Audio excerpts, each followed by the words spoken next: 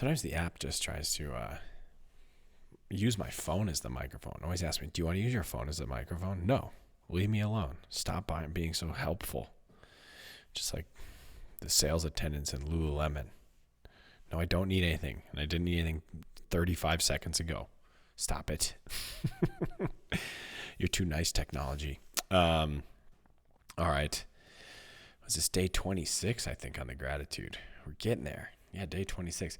This one was, I think I've mentioned this one before, but I don't know. Doesn't really matter because I felt really good about it today. I'm just grateful to run upstairs. I do it a lot. It's just thinking about goofy things people do once in a while. When possible, which is pretty much any time I'm thinking about it, I try and run upstairs. And there's a lot of reasons for that. One, it's kind of fun. Two, I don't like how slow stairs are. Three, and this is the real reason, 3 and 4. There's like an inner kid piece involved here that it nurtures. And I just imagine it's one of those things that I do, and it's very clear to me at some point in my life I won't be able to do that anymore. I'll always try. But, when I find things like that I think about, and I'm like, gosh, I won't be able to do this at some point, which is almost everything. But mainly it's this thing. That's why I try and do it. I think it's a special thing. It's, I was also like exercising today, doing the fitness, and I felt like absolute hammered dog shit. Kind of got dizzy in the middle of it, which has happened to me twice recently. I don't know what's going on. Cassandra thinks it's some diet, caffeine, blah, blah, blah, blah, blah. She's probably right, but I'm going to ignore her until it gets worse. And, but in the middle of that workout, the workout was 50, 40, 30, 20, 10 calories on the rower. And then you did 25, so 50 calories, 25 dumbbell squats, 50 push-ups, 25 dumbbell squats, and then 40 calories, 20 squats, 40 push-ups, 20 squats, and all the way down to the final round, which was 10 calories, 5 squats, 10 push-ups, 5 squats with dumbbells, and it's a cool workout. Took me a while, well into 20 minutes, and but man, while I was doing it, I was like, God, I want to do this forever. I don't ever want to not do this, because in the middle of it, I feel so, existentially crippled, but afterwards, I'm so happy that happened. So it was a good workout to wrap up the day, and grateful to run upstairs, and I always want to keep doing that. I think, when you stumble on those things that, I don't know, there's probably not a lot of strategic value in doing it to your life or something like that. I don't know. You don't look cool doing it. You look kind of dumb. I'm aware of that. But it's so simple. It brings me so much joy internally, intrinsically. I don't know why, but there you go. That's it. I hope you have something like that. And if you don't, when you find something like that, keep doing it. I also like it because it's such a tiny little thing. It's not like I'm like sitting down and doing something for an hour. It happens over the course of 5-10 seconds. And every time I do it, I'm like, God, that was fun. Glad I can do that. For a while at my old apartment, I got really into getting down the stairs as fast as I could, like running down them, skipping steps. And then a couple times where I fell pretty hard doing that. So I was advised to maybe not do that. I could get back to it though.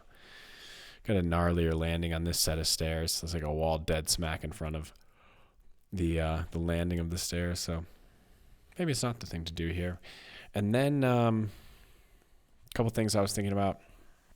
One of them is yesterday we were just sort of talking about mentioned a little bit about wanting certain things and wanting to do things based on what other people are doing. And I remembered I thought I had seen a book like this. And I dug it out.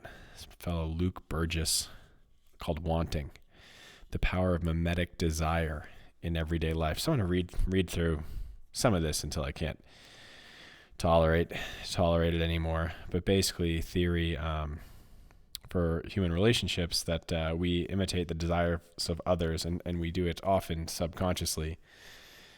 And which I always think it's interesting how your body just gets in the driver's seat and takes over and just does things. You don't really notice it all. And then another thing, we talked a little bit yesterday about, not multitasking, focusing on a single thing. And a buddy of mine reached out and said, "Hey, have you read this book? Some book, The One Thing." Had not, so I just went online and read a synopsis of it and read a couple reviews of it and some other little things, some articles. And seems like a pretty cool idea. Focusing, not getting distracted by the noise around you, focusing on a single thing.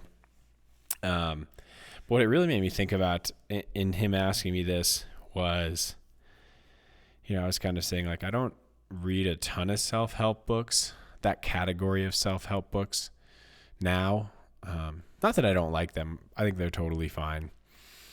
I just, over the last few years, I really like trying to think about this kind of stuff, looking at patterns in my life, looking at maybe recurring things that I think are going well or recurring behaviors that I think I would want to change.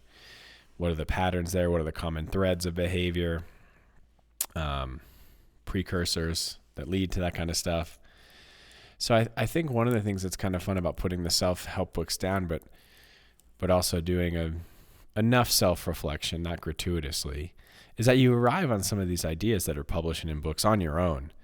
Or another really fun way to do it is like kind of talk to your friends about feelings you've had and then hear from them.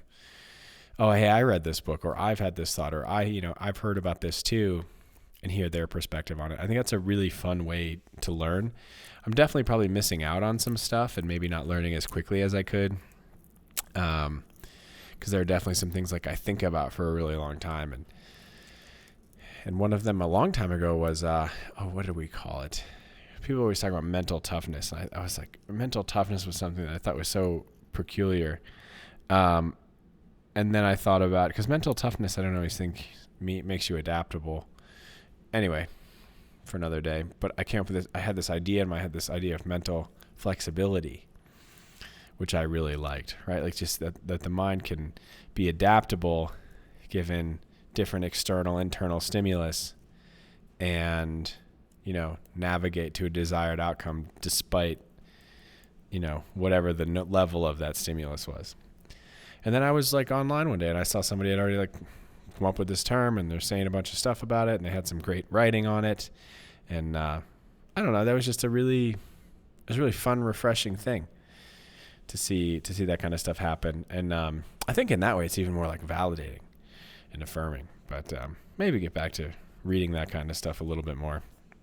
It certainly could be useful. But that was all that was on my mind today. I'll report back on the book, and I'm gonna go run up some stairs before I call it a day, and we'll chat tomorrow. Closing in on the final days of our 31-day gratitude check-in. So if you want to join in and haven't yet, just gonna wake up at some point in the day, write down on a piece of paper something you're grateful for, any kind of piece of paper, Post-it note, journal, doesn't matter. It's just the act of writing it down, maybe even just say it out loud. And could be anything, superficial, just something you're grateful for in the moment. Doesn't have to be like a hour-long soul-searching quest. We're rolling. We'll see you tomorrow.